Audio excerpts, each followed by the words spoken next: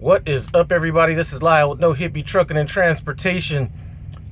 Just got out of the shower, so I'm feeling all good. I was getting a little rustic up in there, but we went ahead and got that handled. Anyway, sometimes you just cannot take a shower when you want to, but like I said, we got that knocked out. So anyway, I'm up here at the Pittston Terminal in Pennsylvania. What happened yesterday was I was going to get that trailer fixed, so I got with TA, and they told me it's going to take about 2.5-3 hours to get to the trailer. Then it was probably going to take about another 35-45 minutes to get the work done. Then I was going to need to go looking around for a washout or having a mobile washout come out.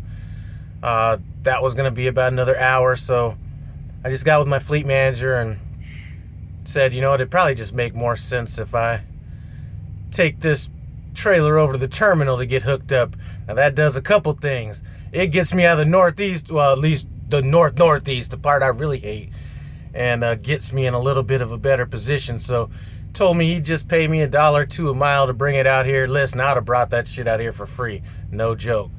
So anyway, on my way out here, hear my Qualcomm going off, and my fleet manager had sent me another load, a good load I wanted to take out of Pennsylvania going to Ohio.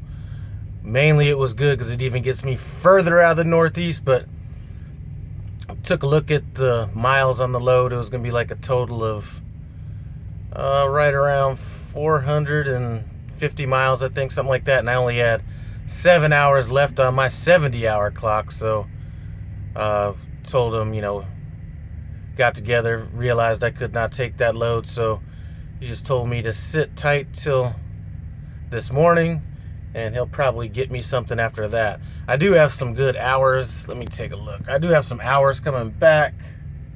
Let me see. I have 7 hours coming back at midnight, so if it's the right load, I could go ahead and take it. Meanwhile, listen, while I have my hand over here blocking a little bit of that camera view, I'm going to show you guys something that I bought, and it might be really good for some of you older people out there, especially. Link's going to be in the description. But anyway, I was talking to my boy the other day, and now I realize why my quad has been tightening up so much. Back in the days, I used to be in the gym every day, all day, all that kind of stuff. And when we were working out one time, I severely strained my quad when I was doing some we were doing some leg presses and stuff like that.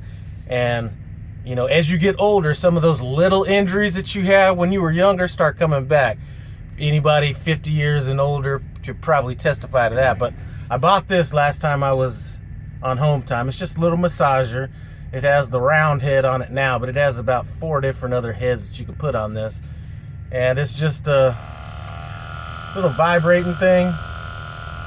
Get this on that leg or shoulder. Oh man, I haven't even tried on my shoulder. That feels good. Anyway, this thing right here, I think it was pretty cheap too. I don't even think it was $50. Anyway, if you want to take a look at it, links can be in the description. It's not too much money. That's why I went with it.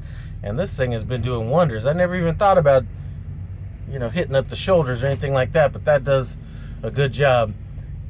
Anyway, like I said, my fleet manager is supposed to be getting back with me, maybe give me another load. Personally, you know, I think that taking a 34 might be the play, especially since I'm, well, no,